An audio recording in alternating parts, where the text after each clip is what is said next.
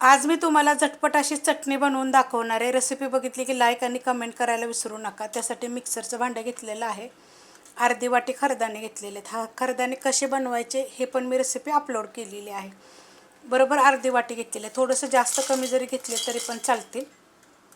आता तुमची एक कमेंट असेल की साधे आपले शेंगदाणे भाजून घेतले तर चालेल का, तर नाही, तशा पण रेसिपी मी अपलोड केलेल्या आहेत। अर्धे वाटीला थोडंसं जास्त असे फुटाणे घेतलेले, त्याची साल वगैरे काढायची नाही। मी खरदाण्याची पण मी साल काढलेली नाही, फक्त बघून घ्यायचे, कारण काय खडे वगैरे असले तर बघा जरूर।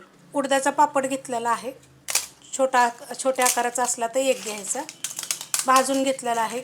छोट्या आकाराचा जर पापड असला तर 2 घेतला तरी चालेल, आणि मोठ्या आकाराचा असेल तर 1 घेतला तरी पण चालू शकते। एकदम झटपट रेसिपी आहे।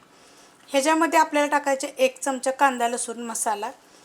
खरदाण्याला मीठ असतं, फुटाण्याला बी थोडंसं मीठ असतं, आणि पापड पण थोडेसे खरट असतात, ह्याच्यावर करायचं। आणि जे कांदा लसूण मसाला जो आपण वापरतो ना, तो पण खरट असतो थोडासा, तर ते बघूनच आपल्याला हे करायचं। एकदम थोडंसं मीठ टाकणार आहे। बंद चालू करायचं, एकदम फास्टमध्ये करायचं नाही। बंद चालू करून मी 2च वेळा केलेलं आहे। 3 वेळा जरी केलं तरी पण चालू शकते। अशी दरदरी करायची, एकदम बारीक अशी पेस्ट करायची नाही, दिसत असेल अशी दरदरी।